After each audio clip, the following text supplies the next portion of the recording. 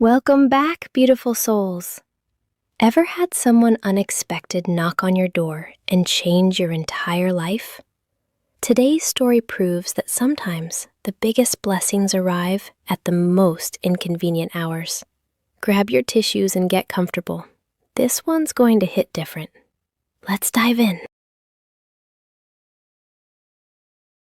The rain hadn't stopped for 3 days straight, and Jake Morrison had learned to sleep. Through almost anything. The leaky faucet in the bathroom, his daughter's occasional nightmares, even the freight train that rumbled past their small apartment complex at 2 a.m. But nothing could have prepared him for the knock that came at 5 a.m. on that cold November Thursday. He stumbled out of bed, heart pounding, mind racing through every worst-case scenario a single father learns to catalog. Was it the police? Had something happened to his mother in Ohio? He grabbed the baseball bat he kept by his bedroom door, old habits from his rougher neighborhood days, and crept toward the front entrance. Through the peephole, illuminated by the flickering hallway light, stood the last person he ever expected to see at his door. Victoria Ashford, his boss. The same woman who had signed his paychecks for the past 2 years, who commanded boardrooms with a single glance, who drove a car that cost more than his annual salary. She was soaking wet, mascara running down her cheeks, and clutching her designer purse. Like it was the only thing keeping her anchored to the earth. What happened next would change everything. Jake thought he knew about love, about second chances, and about the walls we build to protect ourselves from ever feeling anything real again. Now, before I continue, if you're already hooked on this story, go ahead and hit that like button, because trust me, you're going to want to save this one. Jake opened the door slowly, the baseball bat still in his grip, his worn gray t-shirt and plaid pajama pants a stark contrast to her elegant but ruined silk blouse and tailored pants.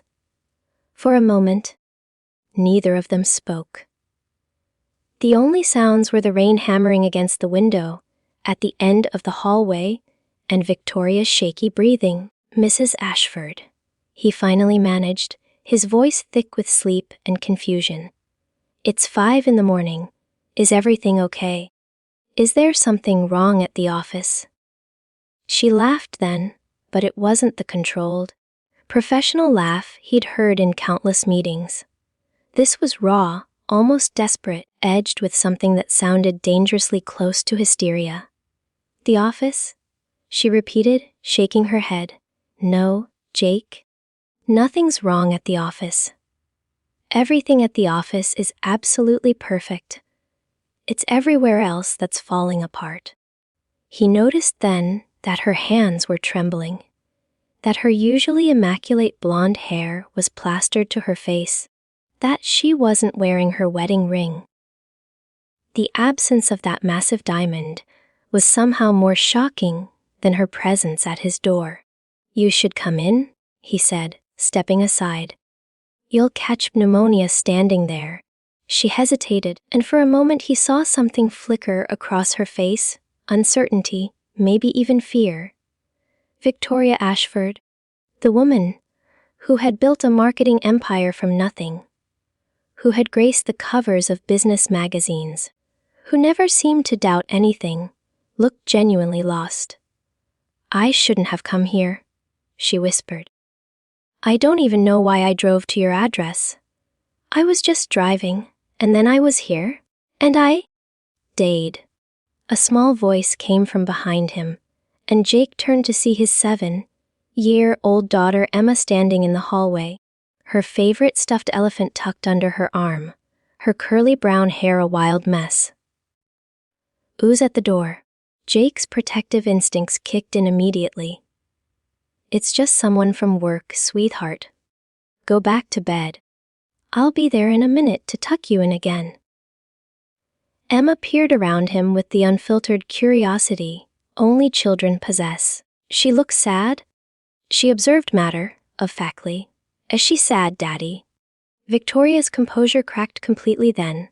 A sob escaped her lips, and she pressed her hand to her mouth, as if trying to physically hold back the flood of emotions threatening to overwhelm her. Yes, baby, Jake said softly, making a decision he wasn't sure was wise but felt right in his gut. She's sad. And when people are sad, what do? We make them tea and give them blankets. Emma recited the protocol they'd established after Jake's own divorce 3 years ago, when some days the sadness had felt like drowning. That's right. Can you go get the fuzzy blue blanket from the couch while I put the kettle on? Emma nodded seriously, accepting this mission with the gravity of a 7-year-old who understood that sometimes adults needed taking care of too. She disappeared down the hallway, and Jake gently guided Victoria inside, closing the door against the cold and the rain and whatever demons had chased her here. The apartment was small, a 2-bedroom that Jake had fought hard to afford in a decent school district after his divorce. The furniture was secondhand but clean, the walls decorated with Emma's artwork and family photos that conspicuously excluded his ex-wife, who had decided that motherhood didn't align with her life goals approximately 6 months after Emma was born. Victoria stood in the middle of his living room, dripping onto the worn carpet, looking so completely out of place that the situation would have been comical if she wasn't clearly in the middle of some kind of breakdown. Sit, Jake instructed, pointing to the couch. I'm going to get you some dry clothes. They'll be too big, but they're better than hypothermia. I can't believe I came here, Victoria said, not moving. We've never even had a conversation that wasn't about work. You must think I'm completely insane. I think you're having a really bad night. Jake replied evenly, and I think whatever's happening can wait until you're dry and warm and have something hot to drink. Everything else, we figure out after. He retreated to his bedroom and grabbed an old college sweatshirt and a pair of sweatpants with a drawstring waist. When he returned, Emma was already implementing their sadness protocol, draping the fuzzy blue blanket over Victoria's shoulders while chattering away about how the blanket was magic because it had made Daddy feel better when he was sad after Mommy left. Victoria caught Jake's eye over Emma's head, and in her gaze was a question and an apology and something else he couldn't quite name. He just nodded and handed her the clothes, pointing her toward the bathroom. By the time she emerged, transformed from sophisticated executive to someone who looked surprisingly young and vulnerable, in his oversized sweats, Jake had tea ready, and Emma had been convinced to return to bed, with the promise of pancakes in the morning. They sat on opposite ends of the couch, the steam from their mugs rising between them. Like a barrier neither was quite ready to cross. Charles filed for divorce 6 months ago, Victoria finally said, staring into her tea rather than at him. It was finalized yesterday, 22 years of marriage, and he handed me papers like he was terminating a business contract. Jake absorbed this information silently. He'd met Charles Ashford exactly once, at a company holiday party, and remembered thinking the man had a handshake like a dead fish, and eyes that never quite focused on whoever he was talking to. Has been having an affair for the past 3 years, with his physical therapist. She's 28. Victoria laughed bitterly. 28. I remember being 28. I was building the company, working 80-hour weeks, trying to prove that I could have it all, the career, the marriage, the perfect life. And apparently, while I was doing that, my husband was falling in love with someone who teaches pilots and has never had to worry about quarterly reports. That's not your fault, Jake said quietly. Isn't it though? She looked at him then, really looked at him. And he was struck by how different she seemed from the polished, untouchable woman he saw in the office. I missed 3 of our anniversaries for work trips. I was on a conference call when his mother died. I chose the company over him, over and over again, and now he's chosen someone else. Jake was quiet for a long moment, choosing his words carefully. He knew about choosing wrong, about building walls, about waking up one day and realizing the life you'd constructed didn't look anything like the one you dreamed about. My ex-wife left when Emma was 6 months old, he said finally. Just packed a bag and said she wasn't cut out for this. No affair, no drama, just done. For a long time, I convinced myself it was because I wasn't enough. Didn't make enough money, wasn't exciting enough, couldn't give her the life she wanted. Victoria's expression softened, the self-pity fading into something like recognition. What changed? Emma took her first steps, pulled herself up on the coffee table, and walked 3 steps before falling on her butt. And she looked at me with this huge smile, like she'd just conquered the world, and I realized that I was enough. I was enough for her, and anyone who couldn't see that. Well, that was their loss, not mine. The words hung in the air between them, and Jake suddenly felt exposed in a way he hadn't anticipated. This wasn't a conversation he'd ever imagined having with his boss, the woman who held his career in her perfectly manicured hands. You're very different from who I thought you were, Victoria said softly. So are you, Jake admitted. In the office, everyone's kind of terrified of you. She smiled, the first genuine smile he'd seen from her all night. Good, that's intentional. Yeah, I figured. But this version of you, the one in my sweatshirt with mascara stains on her cheeks, she's much less intimidating. Victoria looked down at herself and laughed, the sound lighter than before. God, I must look like an absolute disaster. You look human, Jake corrected. It's a good look. Their eyes met, and something shifted in the room, some invisible line being acknowledged, if not quite crossed. Victoria looked away first, taking a long sip of her tea. I shouldn't be here? She said again, but this time it sounded less like a statement and more like a question. Probably not, Jake agreed. But you are here. So the question is, what now? Before she could answer, Emma appeared in the hallway again, stuffed elephant dangling from her hand. Daddy, I can't sleep. The rain is too loud. She spotted Victoria and brightened. As the sad lady feeling better. Does she need more blanket? Victoria smiled, and Jake watched something in her eyes melt at his daughter's earnest concern. I'm feeling much better, thank you. You're very sweet to share your magic blanket with me. Emma nodded sagely. Daddy says sharing is important, especially the good stuff. She looked between the 2 adults with the uncanny perception children sometimes possess. Are you going to stay for pancakes? Daddy makes the best pancakes. He puts chocolate chips in them. Chocolate chip pancakes sound wonderful, Victoria said, then caught herself. But I should really. You should stay for pancakes. Jake interrupted, surprising himself. It's still pouring outside, you're exhausted, and trying to drive home right now would be dangerous.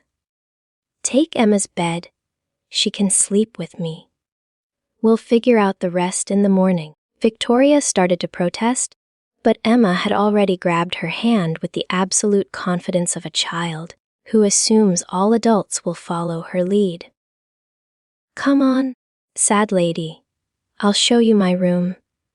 I have glow in the dark stars on the ceiling. Daddy put them up because I used to be scared of the dark. But I'm not anymore because now I'm 7. Jake watched his daughter lead his boss down the hallway, chattering away about her star constellations and her stuffed animal collection, and wondered what alternate universe he'd stumbled into. 3 hours ago, his biggest concern had been remembering to buy milk after work. Now Victoria Ashford was going to sleep in his daughter's princess-themed bedroom, and he had no idea what any of it meant.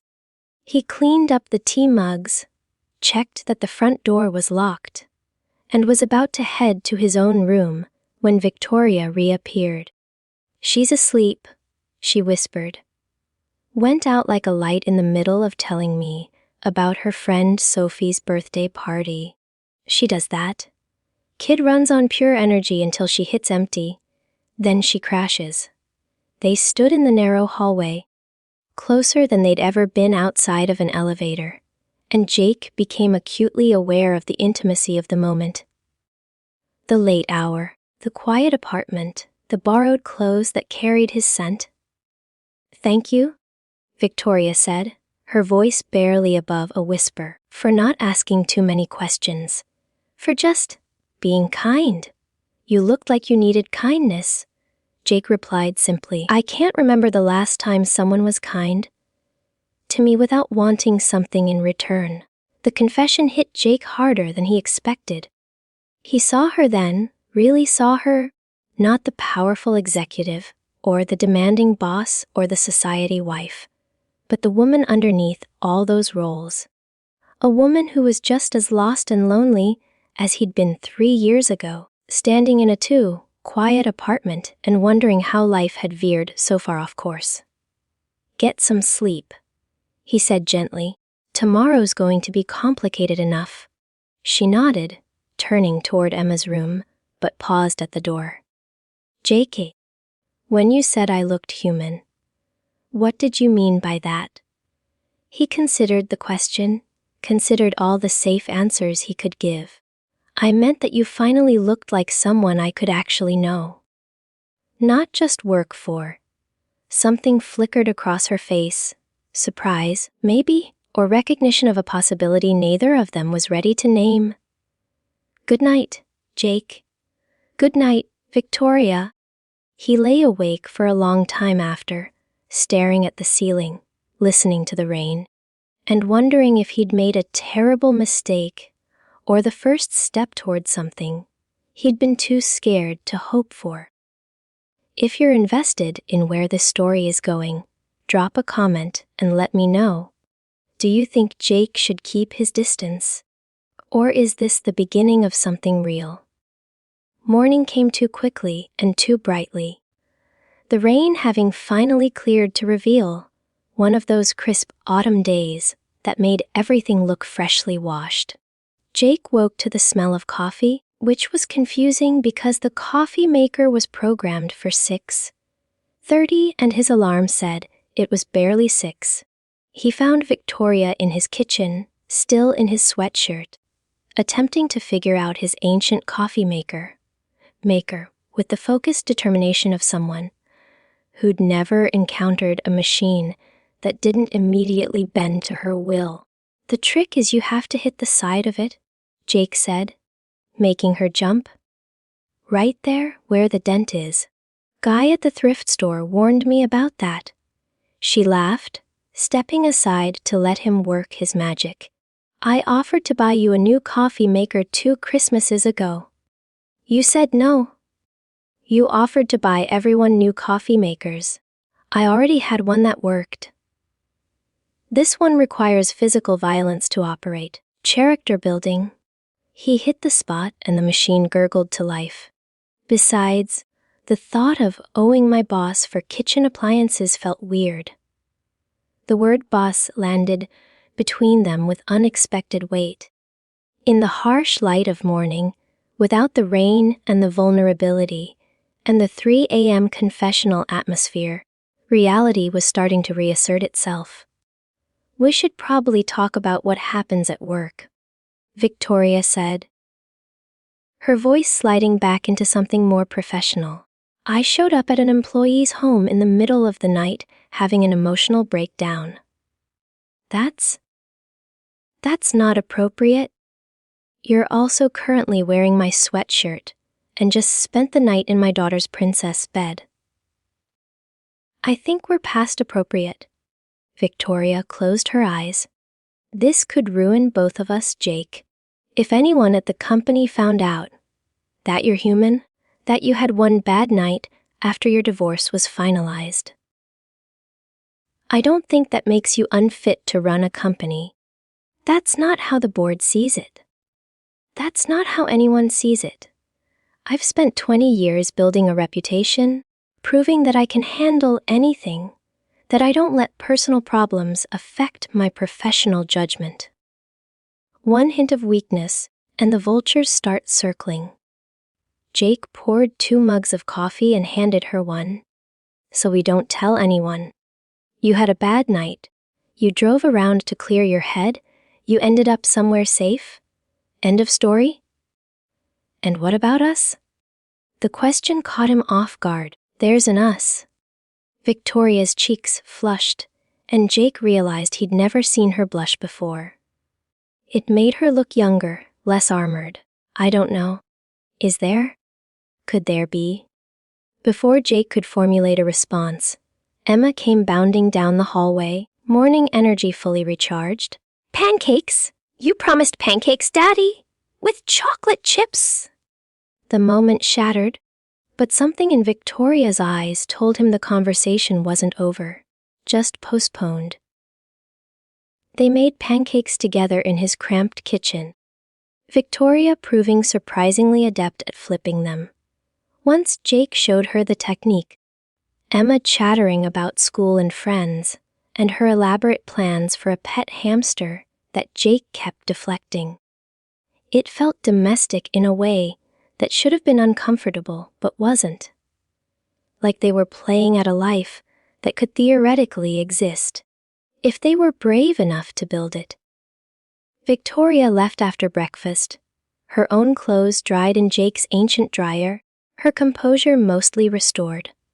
She hugged Emma goodbye, which surprised all 3 of them, and stood at the door with Jake for a long moment. Monday is going to be strange, she said.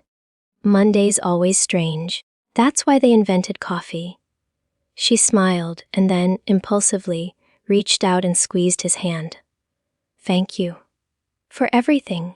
He watched her walk to her car, watched her drive away, and then turned to find Emma studying him with an intensity that was slightly unnerving for a 7-year-old. You like the sad lady? Emma declared. She's my boss, baby. That doesn't mean you don't like her. You smiled at her the way you smile at Grandma's apple pie. Jake had no response to that. The next few weeks at work were an exercise in controlled chaos.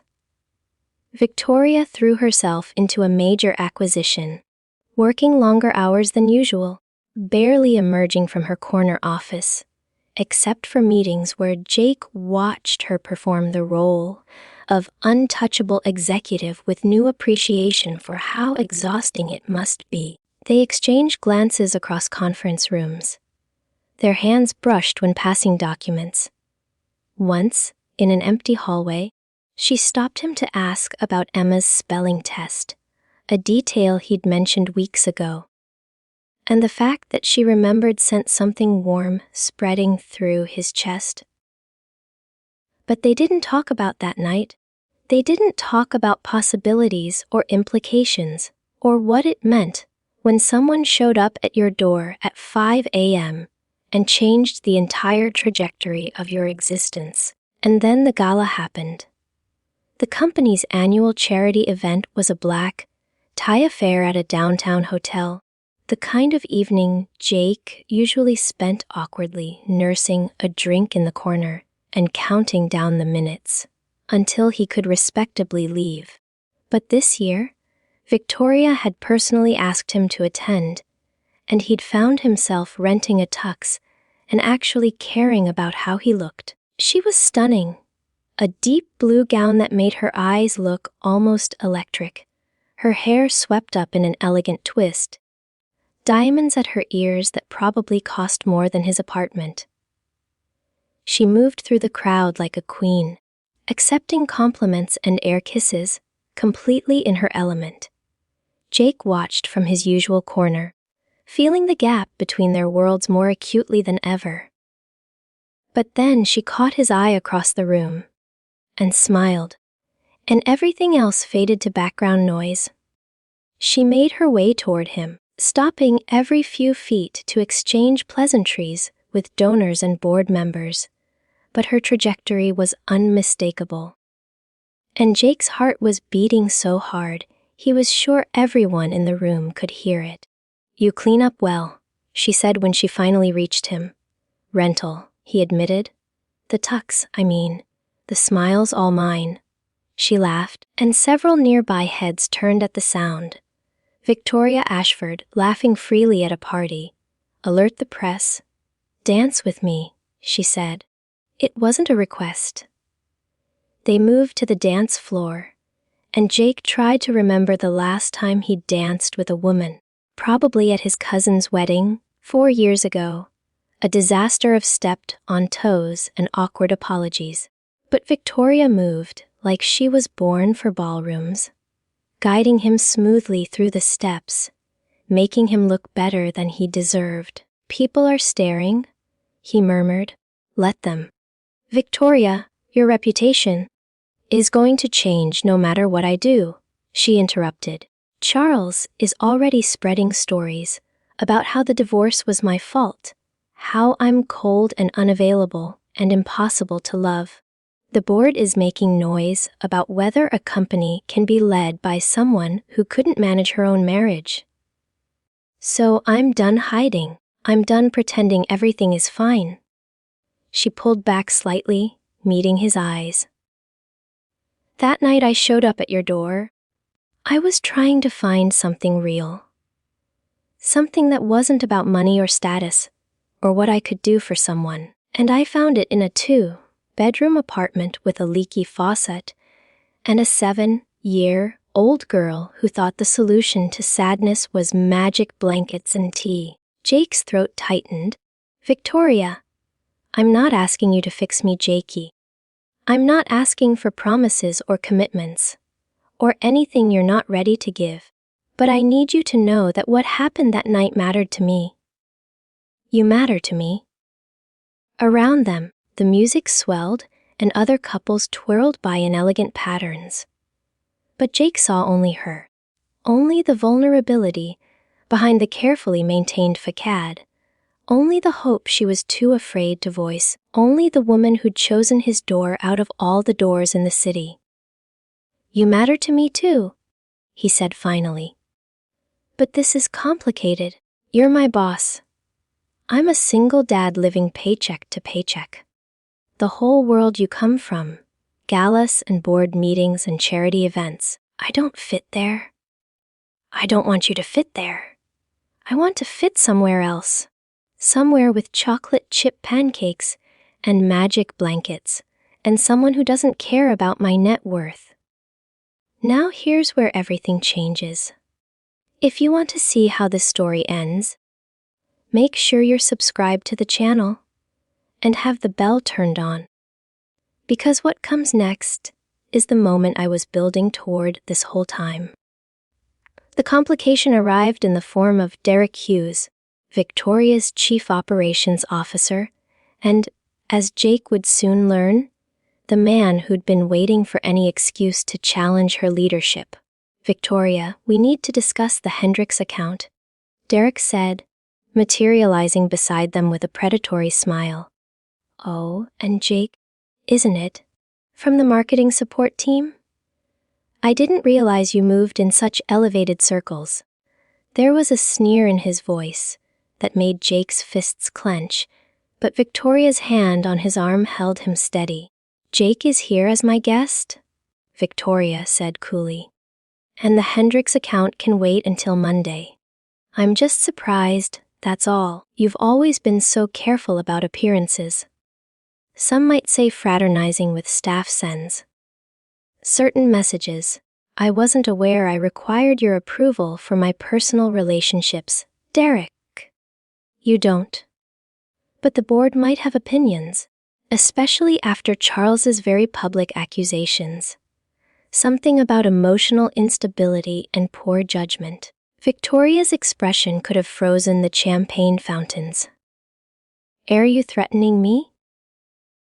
"I'm looking out for the company. Someone has to." Jake had never considered himself a violent person.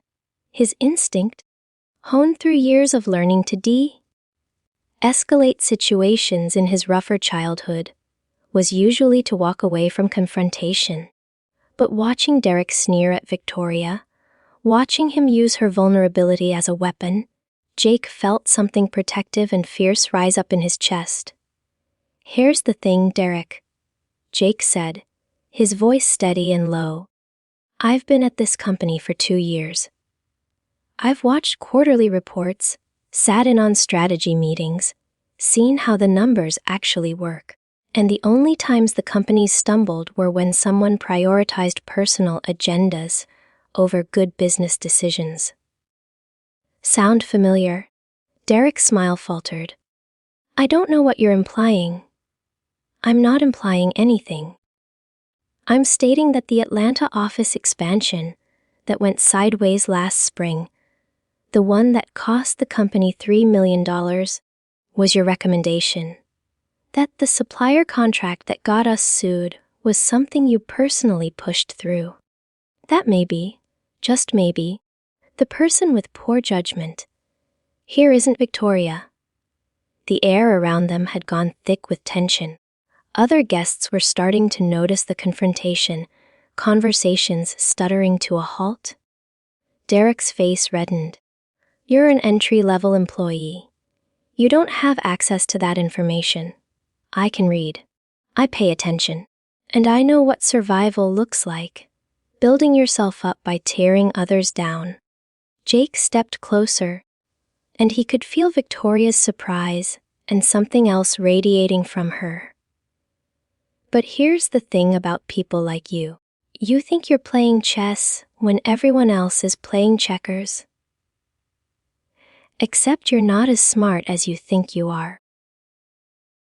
And the people you underestimate, we're watching. We're always watching." Derek opened his mouth to respond, but Victoria cut in smoothly. "Derek, I think you should check on the silent auction. I believe there was an issue with the bidding system." It was a dismissal, elegant and final, and Derek knew it. He shot Jake a look of pure venom before retreating, and Jake knew he'd just made an enemy. That was either very brave or very stupid. Victoria said quietly when they were alone again. "Probably both. I've never been good at watching bullies operate." "He's going to come after you now." "Let him try." Jake shrugged, but his heart was still pounding. "I've survived worse than Derek Hughes." Victoria studied him for a long moment, then did something that shocked them both. She leaned in and kissed him. Right there, in the middle of the gala, in full view of everyone who mattered in the company and half of the city's elite. When she pulled back, the room had gone silent. "Well," Jake managed, "that's going to be on the company newsletter." Victoria laughed, and it was the freest sound he'd ever heard from her. "Let them write whatever they want. I'm done being scared." The fallout was predictable but manageable. Derek pushed for a board review of Victoria's conduct, claiming the relationship created conflicts of interest. But without concrete proof of wrongdoing, and with her performance numbers remaining stellar, the motion went nowhere. More surprising was the reaction from the staff. People Jake barely knew stopped him in hallways to offer support, to share their own stories of Derek's bullying and undermining, to say that it was about time someone stood up to him. The company, it turned out, was not the cold corporate machine it sometimes felt like. It was full of people who were tired of pretending, tired of facades, ready for something more human. The months that followed were a strange and wonderful education in how two very different lives could weave together. Victoria learned how to exist in Jake's world, sitting on thrift store furniture, watching Disney movies, helping Emma with homework, eating dinner at the tiny kitchen table where elbows bumped and spills were frequent. Jake learned to navigate her world, charity boards and business dinners, and the peculiar politics of high society. They fought, of course.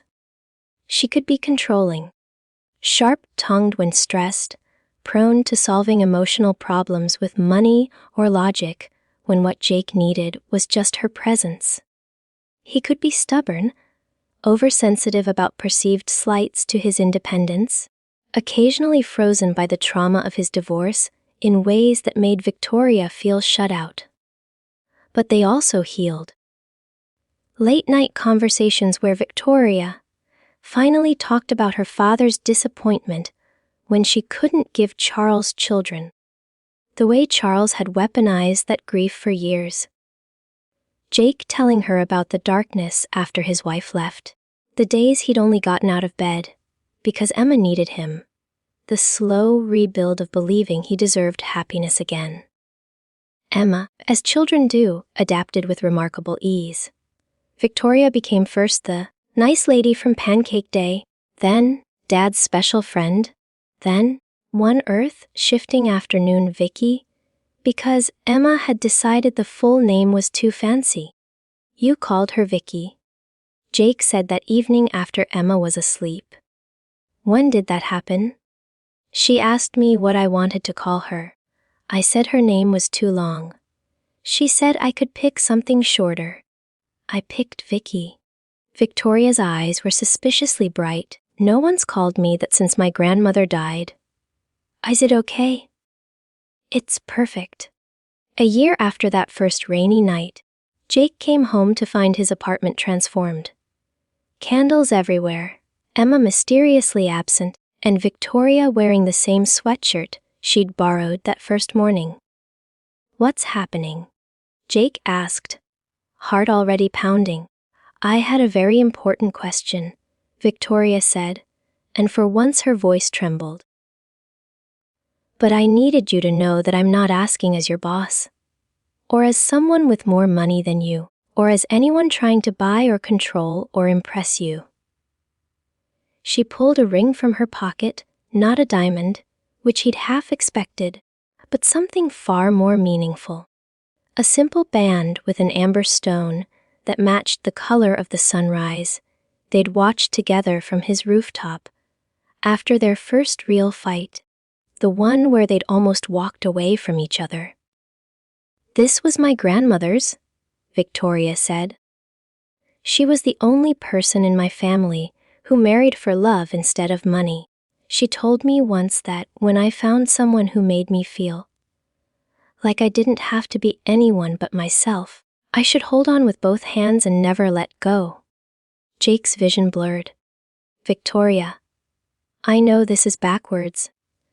I know I'm supposed to wait for you to ask.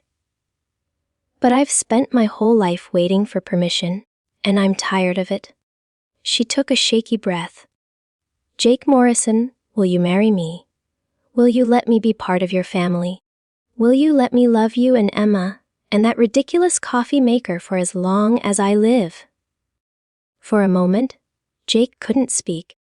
His mind cycled through everything that had led to this moment, the knock at 5 a.m., the magic blankets, the first dance and the first kiss, and the 1,000 small moments of choosing each other again and again.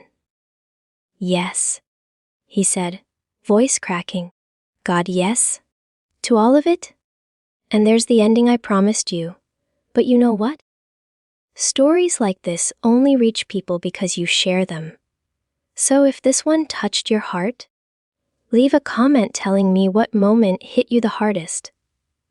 And tell me, where in the world are you watching from? I love knowing that these stories connect people across every continent and country.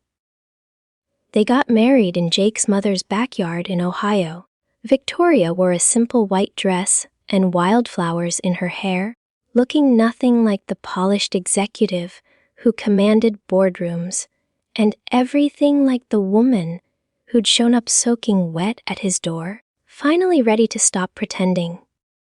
Emma was the flower girl, taking her responsibilities extremely seriously, and after the ceremony she informed everyone that she was officially upgrading to having two parents now. With the casual confidence of someone who'd always known this was how things would turn out. Jake's mother pulled Victoria aside at the reception. "I was nervous when he first told me about you," she admitted. Different worlds, power imbalance, all those things mothers worry about. What changed your mind? He laughs again. Real laughs, the ones that come from his whole body. I hadn't heard those since before Emma's mother left. Victoria thought about all the ways she'd tried to earn approval throughout her life.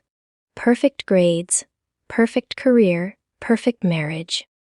None of it had ever felt as meaningful as this small, fierce woman telling her that she'd given someone his laughter back. "I'm going to spend the rest of my life trying to deserve him," Victoria said. "You already do. That's what he doesn't understand. He's worth loving. You're the first person who showed him that."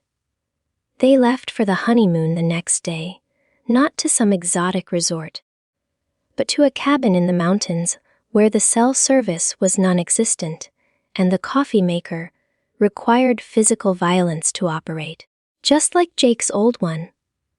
Victoria had found it on purpose, her way of saying that she wanted their life together, the real one, not some fantasy version. On their third night there, power knocked out by a storm, Victoria told Jake the last secret she'd been holding back. "I can't have children," she said, quiet and trembling. "I found out 15 years ago. Charles always held it against me, even though he said he didn't. It was the first thing he threw in my face when I confronted him about the affair." Jake was silent for a long moment, and in that silence Victoria felt every old fear rising up, that she was fundamentally broken, that she could never be enough, that love always came with conditions she couldn't meet. "Victoria," Jake finally said, "I need you to hear something, and I need you to really hear it. Emma is not a blood relative. Did you know that?" She sat up confused. "What do you mean?" "My ex-wife had her from a previous relationship. I'm not Emma's biological father. I adopted her when she was 3 months old, after her birth mother decided she didn't want to be a parent. Biology has never determined who gets to be family, but you love her like she's my daughter. Because she is. Because love makes family, not blood." He reached out, pulling her close. "We have Emma, and if you want more children someday, there are other paths. But I didn't marry you because you could give me something. I married you because you're you. Every part of you, including the parts you think are broken." Victoria cried then, really cried. The deep cathartic release of a wound that had festered for far too long. And Jake held her through it, just as he'd held her through everything else, steady and present and refusing to let go. 2 years later, they brought home Marcus, 3 years old, separated from his birth parents by circumstance and tragedy, desperately in need of someone to fight for him. The social worker had warned them that he might have attachment issues, that he might resist their love, that the process would be challenging. What she didn't account for was Emma. 8 years old now and fiercely protective, Emma announced on Marcus's first day that she was his official big sister, and that her job was to teach him all the important things, like which blankets were magic and how to make the coffee maker work. Within a week, Marcus was trailing after Emma everywhere. Within a month, he was calling them mom and dad. Within a year, he was the one bringing guests blankets and tea when they looked sad. Having absorbed the Morrison family protocol for healing with the fluency of a child, who'd finally found his place. Victoria still runs her company, though she's made changes, better parental leave, flexible hours, an end to the culture of pretending personal lives don't exist. Jake eventually got promoted, not because of his connection to her, but because Derek's systematic undermining had finally been exposed and the competent people could finally rise. But the real victory isn't in the titles, or the salaries, or the societal validation. The real victory is breakfast on Sunday mornings. Emma and Marcus fighting over who gets the most chocolate chips while Victoria and Jake exchange exhausted, grateful looks across the kitchen table. The real victory is the knock at 5 a.m. that became a lifetime. You know, when I started telling this story, I didn't know how it would end. Real life doesn't come with neat resolutions or guaranteed happy endings.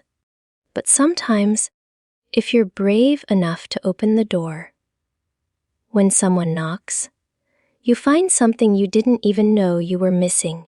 So here's my question for you. Watching right now, have you ever had a moment where you took a chance on someone unexpected? A moment where everything could have gone wrong, but instead it went incredibly right? Drop your story in the comments. I read every single one. And if this story made you feel something, if it gave you hope or made you cry, or just reminded you that love can surprise us in the strangest ways, then please share it with someone who needs to hear it. Subscribe if you haven't already, because next week I'm telling you about the CEO who discovered her intern was actually her sister's son, given up for adoption 20 years ago. You're not going to want to miss it. Until then, take care of each other.